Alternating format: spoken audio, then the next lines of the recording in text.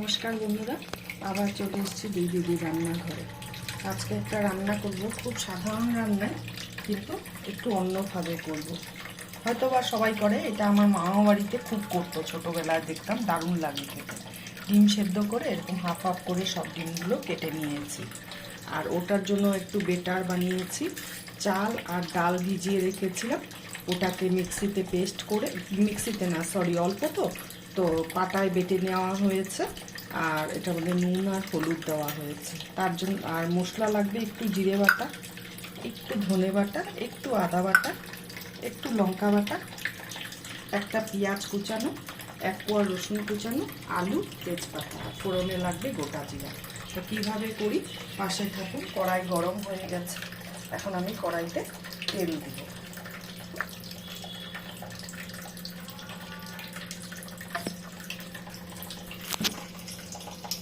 এই বেটারটা ডিমের মধ্যে এইভাবে লাগিয়ে নিব, তাহলে কুসুমটা খুলবে না। এমনিতেও খোলে না, কিন্তু এই মুসুর ডাল আর চালের বেটারটা দিয়ে করলে পরে না দারুণ লাগে ডিমের ঝোলটা, স্বাদটাই যেন আলাদা হয়ে যায়।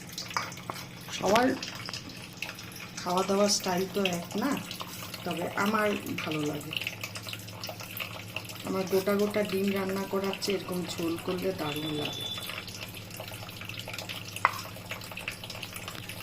প্রতি কয়টা এভাবে দিয়ে নিব।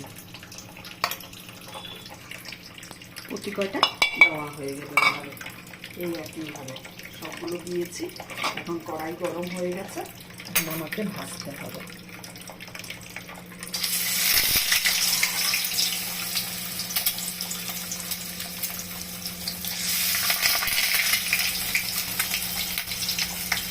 এইভাবে সবগুলো ভেজে নিব, একসাথে সবগুলো যাবে না, আলাদা আলাদা করে ভাজবো, পরে আবার দেখাচ্ছি। ভাজা হয়ে গেছে, এই 3 টুকরো দিয়েছিলাম একসাথে, সবগুলো দেওয়া যাবে না। ফ্রাই প্যান হলে দেওয়া যেত, কিন্তু কড়াই তো, কড়াইতে দেওয়া যাবে না। এখন আমি ডিমগুলো নামিয়ে নেব এক এক করে।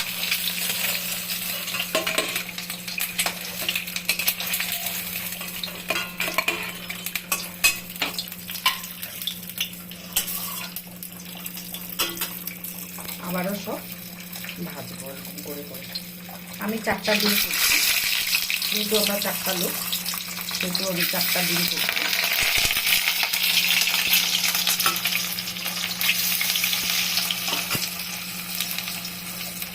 আপনাদের যত লোক সেই হিসাবে করবেন, মশলার পরিমাণটা তখন বেশি লাগবে। সব ডিমগুলো আমার ভাজা হয়ে গেছে এইভাবে, দেখতে কত সুন্দর লাগছে না গরম গরম, কিন্তু এরকম ডাল ভাতের সাথেও ভালো লাগবে খেতে। তো এখন হলো গিয়ে তেল গরম হয়ে গেছে, আর একটু তেল দিয়েছি, কেন তেল না দিলে এই তরকারিটা ভালো লাগবে না। তো জিরে ফোড়ন দিচ্ছি, দিয়ে রসুনটা দিয়ে দিলাম,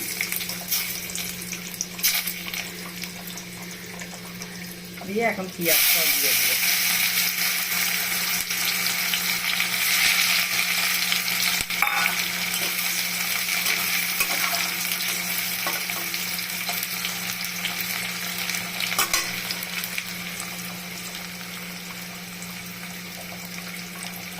এখন আলু আর তেজপাতাটাও দিয়ে দিব।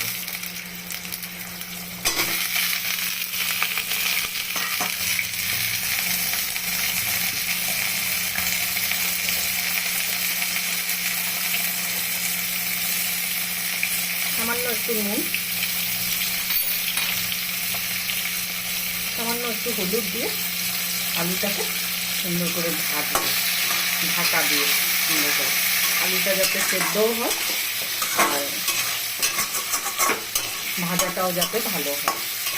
নুনটা দিলাম, পেঁয়াজটাও মজে যাবে, তাতে করে দুটোই হবে, একসাথে দুটো কাজই হবে।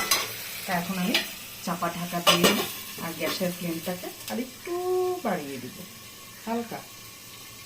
আর এখানে হলুদ দিয়ে লঙ্কা বাটা, জিরে বাটা, আদা বাটা, আর হলুদ, আর একটু লাল হওয়ার জন্য কাশ্মীরি রেড চিলি পাউডার দিয়েছি। এটা পরে মশলাটা অ্যাড করব। তো এখন আলুটা ভাজা হোক, পরে আবার দেখাচ্ছি। ঢাকনাটা তুলব।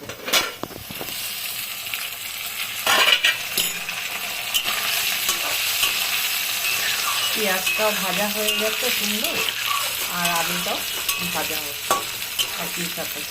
ঢাকা দেওয়াটা এখনই তো সেদ্ধ হবে না, যা একটু ছাড়লাম আলুটাকে, 2 মিনিট রেখে একটু আবার উঠিয়ে দিলাম ঢাকনা, একটু সময় লাগবে। আমি যেইভাবে করছি রেসিপিটা এইভাবেই করে খেয়ে দেখবেন, তারপরে আমাকে বলবেন আপনারা কমেন্ট করে।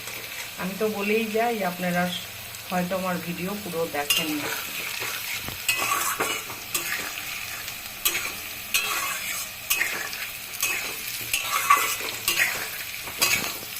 আলুটা তো ভাজা হয়ে গেছে, এর চেয়ে বেশি কড়া করবো না। তো এখন হলো গিয়ে নাড়াচাড়া করলাম, পেঁয়াজটা ভীষণ কড়া হয়ে যাচ্ছে। তো এখন আমি মশলাটা অ্যাড করবো, এটার মধ্যে করে একটু নাড়াচাড়া করে চাপা ঢাকা দিয়ে দেবো। এই যে সব মশলাটা এক জায়গায় মিশিয়ে নিয়েছি, জল দিয়ে গুলে নিয়েছি, এখন হলো গিয়ে দিয়ে দিচ্ছি।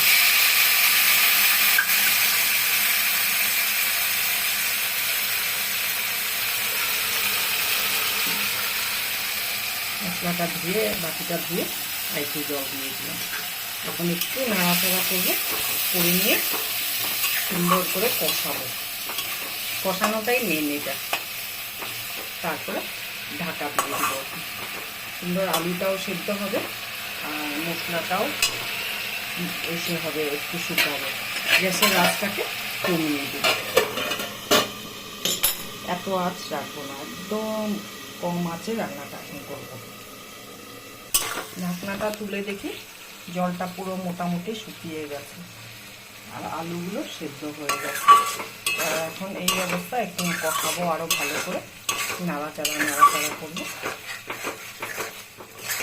কালারটা কি সুন্দর এসছে না, কাশ্মীরি রেড চিলি পাউডার দিলে দারুণ কালার হবে।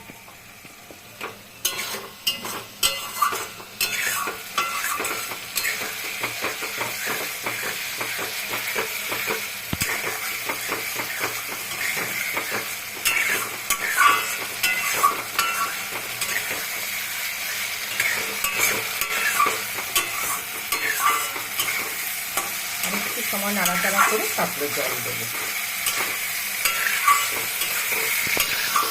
মশলাটা পুরো কষানো হয়ে গেছে, মশলার গা দিয়ে তেলও ছেড়ে দিয়ে, তা এখন আমি জলটা দেব।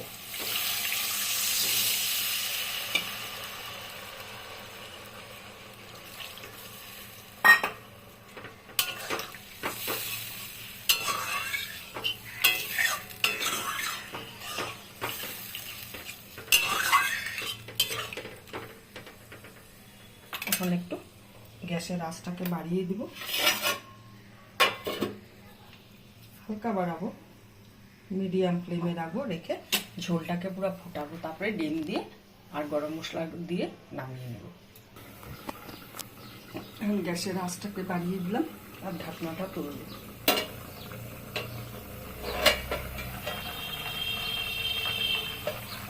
আমার রান্নাটা কমপ্লিট। এখন আমি গরম মশলাগুলো দিয়ে দিচ্ছি উপর থেকে।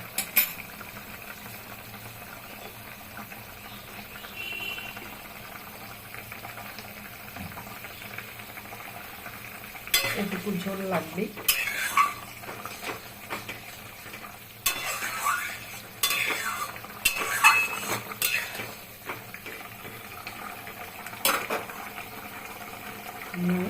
ডিমগুলো সাজিয়ে দেবো সুন্দর করে। চাল বাটা আছে, ডাল বাটা আছে, একটু টেনে যাবে ঝোলটা আবার।